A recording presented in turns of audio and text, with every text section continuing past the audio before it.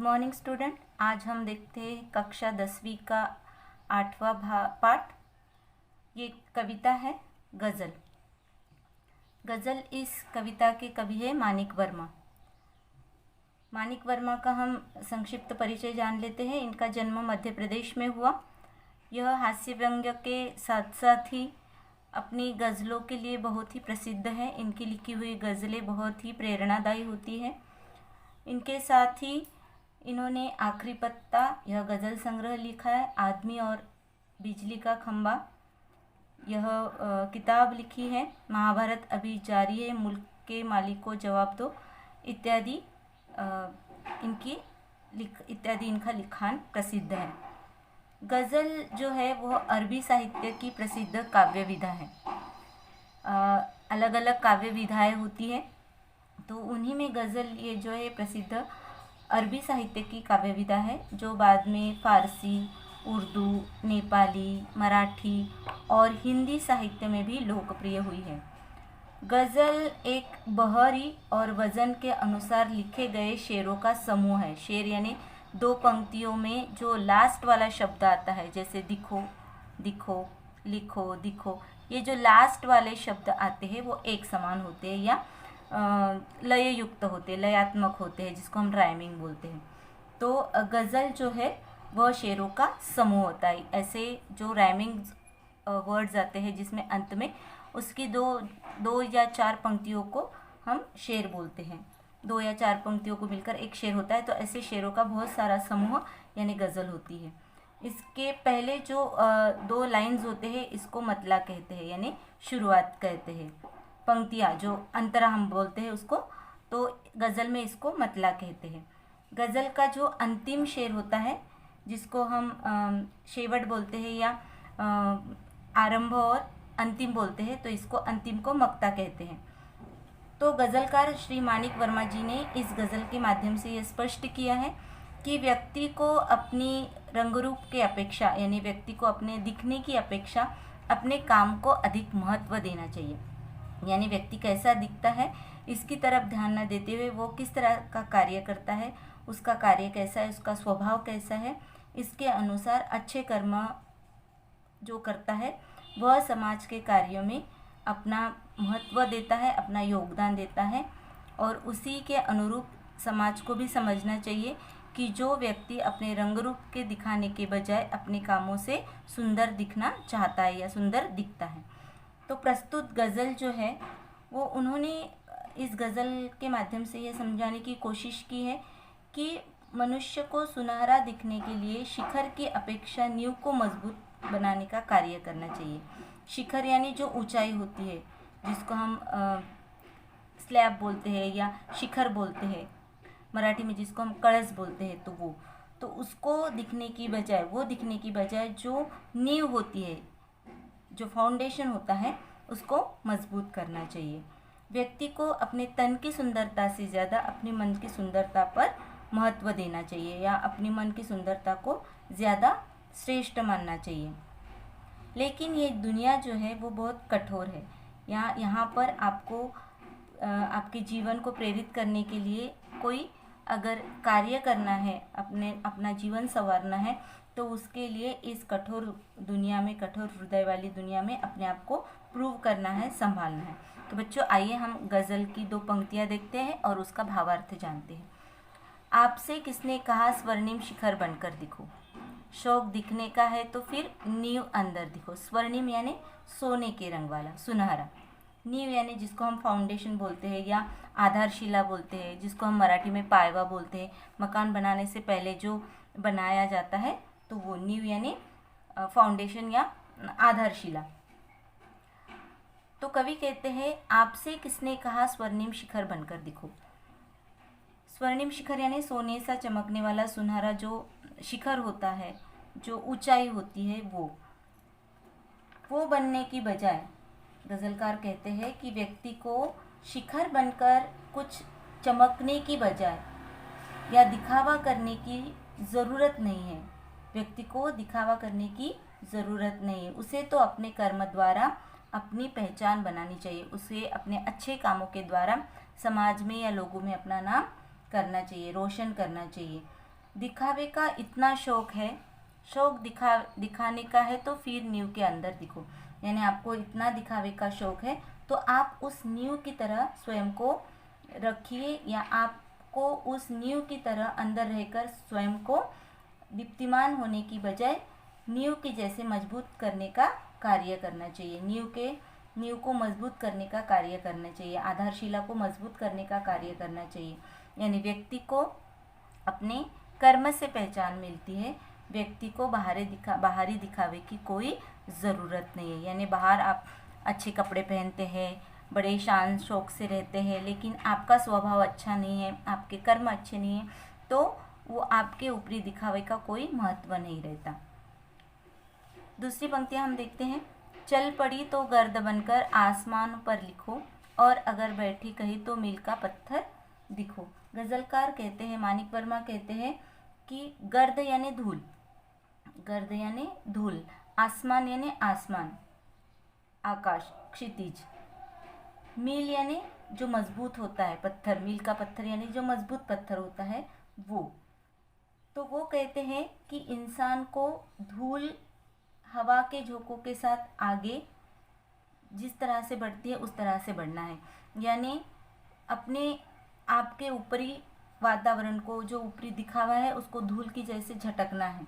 जिस तरह से धूल गर्द हवा के झोंकों के साथ आगे बढ़ती है, यानी जब जोरों की हवा आती है तो धूल अपने आप उड़ जाती है, तो आपको भी उसी तरह के झोंकों के साथ, यानी गर्द अथवा धूल के झोंकों के साथ आगे ही आगे चलना है। अपने अंदर ऊपर का जो दिखावा है वो झटक कर चलना है।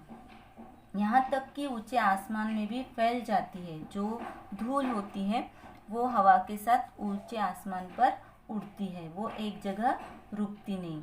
फिर भी वह आसमान पर अपना अधिकार नहीं बना पाती, वो थोड़ी दूर जाती है और नीचे आती है।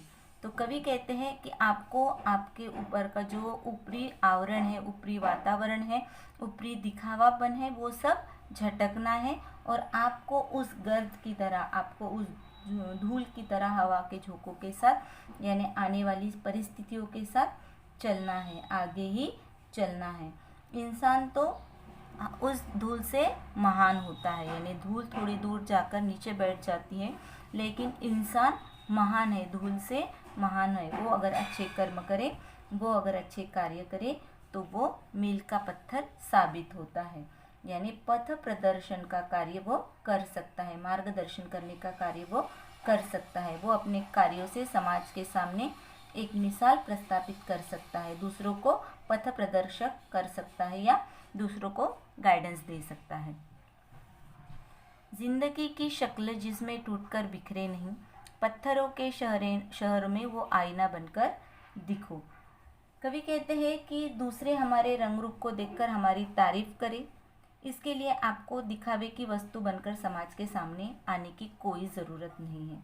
यानी लोग आपकी तारीफ करें इसलिए आपको ज़्यादा सजना संवरना नहीं है, या आपको ऊपरी दिखावा करने की कोई ज़रूरत नहीं है। यानी लोगों ने तारीफ करना चाहिए, इसके लिए आपको लोगों के जैसे, लोगों के विचार के अनुसार खुद को ढालना नहीं है।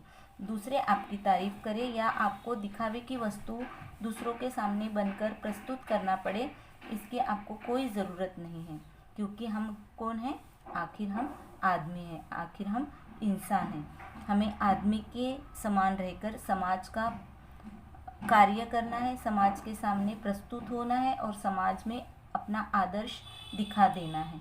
हमारे हृदय में जो आत्मीयत सोई हुई है, हमारे हृदय में जो इंसानियत है, उसको जगाकर सभी के कल्याण के लिए हमें आगे आना है। यानी हमारे अंदर जो ममता है, हमारे अंदर जो भावनाएं हैं, वो हमें लोगों के प्रति समर्पित करनी है या लोगों को दिखानी है, या हमारे अंदर जो भी अच्छाई है वो समाज के कार्य के लिए उसका इस्तेमाल करना है।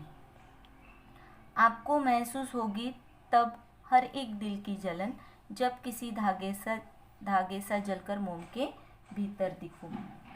गजलकार कहते हैं कि व्यक्ति को अपनी ज़िंदगी स्वयं ही सुंदर एवं समृद्ध बनानी चाहिए। यानी आप क्या करना चाहते हो या आप क्या बनना चाहते हो, ये आपको डिसाइड करना है। आपका एम क्या है, आपका ध्येय क्या है, आपका उद्देश्य क्या है, आपका भविष्य क्या है, ये आपको पता होना चाहिए। यानी अपनी ज़िंदगी किस तरह से सुंदर व समृद्ध बनानी चाहिए, इसके लिए आपको स्वयं प्रयत्न करना चाहिए, वो आपका लक्ष्य होना चाहिए। पत्थरों के इस शहर में यानी कठोर हृदय वाले लोगों की इस दुनिया में व्यक्ति को अपनी ज़िंदगी स्वयं संभालनी है। उसे ऐसा आईना दिखाने की ज़रूरत है। यानी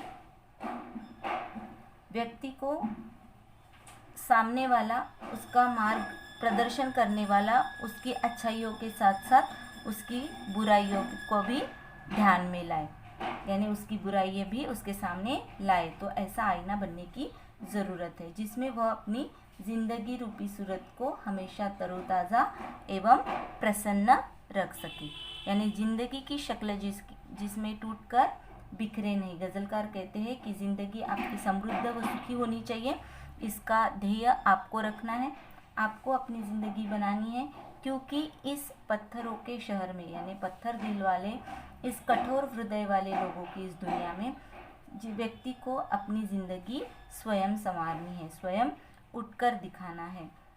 आईना बनकर दिखो। और आपको भी ऐसे लोगों की मदद करनी चाहिए जिनकी अगर कभी किसी गलतियां हो गई है या उनके हाथों से गलतियां हो रही है, तो आपको उनको मार्गदर्शन करना है, आपको उनको गाइडेंस करना है, उनकी गलतियों को उनको दिखाना है। केवल तारीफ़ करना ही काफ़ी नहीं होता, हर समय तारीफ़ करना नहीं चाहिए। तो अगर उनके हाथों से कभी गलतियां हो रही हैं तो वो भी उनको दिखानी चाहिए। यानी ज़िंदगी रूपी सूरत को हमेशा तरोताज़ा एवं प्रसन्न रखना चाहिए। आपको महसूस होगी तब हर एक दिल की जलन, जब किसी धागे सा जलकर मोम के भीतर दिखो। आपने मोम को देखा होगा, उसके अंदर एक धागा होता है और जिस तरह से वो धागा चलता है तो रोशनी आती रहती है। तो कवि गज़लकार कहते हैं कि मोम के अंदर जो धागा होता है, मोम के अंदर जो धागा होता है वो धागा जलता रहता है और दूसरों को रोशनी देता है। व्यक्ति को भी मोम के अंदर समाये हुए धागे की भांति दूसरों के लिए मर मिटने के लिए हमेशा तैयार होना चाहिए। यानी हरदम दूसरों की मदद के लिए तैयार होना चाहिए। इसके लिए आपको तकलीफ़ भी हो तो वो भी सहनी चाहिए। जिस तरह से मोम के अंदर जो धागा होता है और वो स्वयं जलकर रोशनी देता है, व्यक्ति को उसी तरह होना चाहिए। यानी दूसरों को काम के लिए अगर आपको कोई दुख हो रहा है तो भी वो सहने की आप में हिम्मत होनी चाहिए। एक जुगनू ने कहा, मैं भी तुम्हारे साथ हूँ, वक्त की इस धुंध में तुम रोशनी बनकर दिखो। कवि कहते हैं, गज़लकार कहते हैं कि जुगनू यानी रात में चमकने वाला एक कीट। आपने देखा होगा कभी किसी खेत में वगैरह रात के समय एक छोटा सा कीट होता है जो रात के अंधेरे में रोशनी देता है, रंग बिरंगी रोशनी होती है उसकी। जैसे हरे रंग की रोशनी निकलती है कभी, तो कभी नीले रंग की रोशनी निकलती है। तो ऐसी रंग बिरंगी रोशनी उस जुगनू से निकलती है, उसके शरीर से निकलती है, यानी जो प्रकाशित होता है या स्वयं प्रकाशित होता है। तो कवि कहते हैं कि जुगनू यानी रात में चमकने वाला ऐसा कीट जो स्वयं प्रकाशित होता है, जो स्वयं प्रकाशित होता है जुगनू। तो आपको उस जुगनू के तरह स्वयं प्रकाशित होना है। यानी अच्छे कार्य के लिए एक जुगनू के साथ व्यक्ति को भी अपने जीवन में उसी तरह से अच्छे कार्य करना है और चमकना है। यानी जुगनू जिस तरह से स्वयं प्रकाशित होकर दूसरों को रोशनी देता है, उसी तरह व्यक्ति को भी हमेशा दूसरों का साथ देना चाहिए। व्यक्ति को सिर्फ अच्छे कार्य के लिए आगे आना चाहिए और उसके विपरीत परिस्थितियों में यानी अंधकार रूपी परिस्थितियों में जीवन में रोशनी बनकर दूसरों का पथ प्रदर्शन करना चाहिए, यानी मार्गदर्शन करना चाहिए। व्यक्ति को अपने अच्छे कार्य के लिए आगे आना चाहिए और इसके लिए उसको जो उसकी विपरीत परिस्थितियाँ होती हैं, विकट परिस्थितियाँ होती है, अंधकार रूपी परिस्थितियाँ होती है, उसमें रोशनी बनकर दूसरे के पथ प्रदर्शन बनना चाहिए, मार्गदर्शक बनना चाहिए। एक मर्यादा बनी है हम सबके वास्ते, गर तुम्हें बनना है मोती सीप के अंदर दिखो। आपको पता है कि मोती जो होता है वो सीप के अंदर होता है, समंदर में जो सीप होता है उसके अंदर होता है। तो कवि कहते हैं कि जीवन में सभी को मर्यादाओं का पालन करना चाहिए, यानी एक मर्यादा में रहना चाहिए। हम मर्यादा का उल्लंघन नहीं कर सकते। जो समाज ने हमारे लिए मर्यादाएं बनाई है, जो बाउंड्री बनाई है, हमको उसी के अंदर रहकर हमारा कार्य करना चाहिए। हम उस मर्यादा का भंग नहीं कर सकते, उस मर्यादा को हम तोड़ नहीं सकते। यानी सभी के लिए मर्यादा का पालन करना बहुत ही आवश्यक होता है, क्योंकि मर्यादा के बिना व्यक्ति का विकास संभव नहीं है। अगर व्यक्ति अपनी मर्यादा में रहकर कार्य नहीं करता है तो समाज ऐसे व्यक्ति को स्थान नहीं देता, अपने में स्थान नहीं देता। यानी जो समाज के विरुद्ध काम करता है, समाज उसको स्वीकार नहीं करता, या समाज को वह व्यक्ति स्वीकार्य नहीं होता है। मोती अपने निर्मित काल में सीप के अंदर ही रहता है। जब मोती निर्माण होता है तो वो सीप के अंदर होता है, यानी उस समंदर के अंदर जो सीप होता है उसमें ही वो रहता है। यानी वो जब तक पूर्ण नहीं होता वो अपनी मर्यादा का पालन करता है, वो सीप में रहता है और पूर्णत्व प्राप्त करता है, यानी पूरा होता है। यानी मोती भी अपनी मर्यादा का पालन करता है, तब कहीं जाकर वह चमकीला एवं मूल्यवान होता है। तो उसी प्रकार आपको भी अपनी मर्यादा का पालन करना है और मोती की तरह चमकना है। यदि व्यक्ति को भी अपने जीवन में सफलता प्राप्त करनी है, अच्छी मंजिल हासिल करनी है, तो उसे भी अपने जीवन में मर्यादा का पालन करना ही पड़ेगा, अवश्य करना पड़ेगा।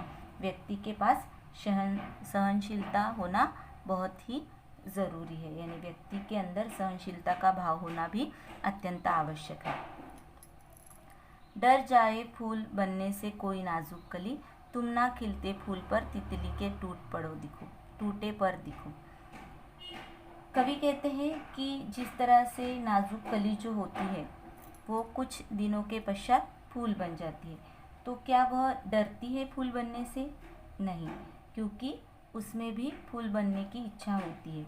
तो यदि नाजुक कली फूल बनने से डर जाए तो वो कभी फूल बन ही नहीं सकती, यानी वो सुंदर फूल का रूप कभी धारण कर ही नहीं सकती अगर वो डरती है तो उसी प्रकार व्यक्ति को अगर कुछ बनना है, अच्छे कार्य करके समाज में या लोगों में अपना नाम दिखाना है, अपना नाम रोशन करना है, तो उसको विपरीत परिस्थितियों से डरना नहीं चाहिए, आने वाले संकट से भयभीत नहीं होना चाहिए। अगर उसको सफलता हासिल करनी है तो उसको किसी भी परिस्थिति में रहना चाहिए। व्यक्ति को खिले हुए फूल की तरह दिखना चाहिए। जिस तरह से तितली के टूटे हुए पंखों की भांति फूलों में कांटों में तितली के पंख जो होते हैं चुभते हैं और पंख उसके टूटते हैं, तो व्यक्ति में भी कभी कभी ऐसी विकट परिस्थितियों में आघात होता है या उसका मन भी कभी कभी दुखी होता है। तो इसका अर्थ यह नहीं है कि आप जीवन में असफल हो गए हो।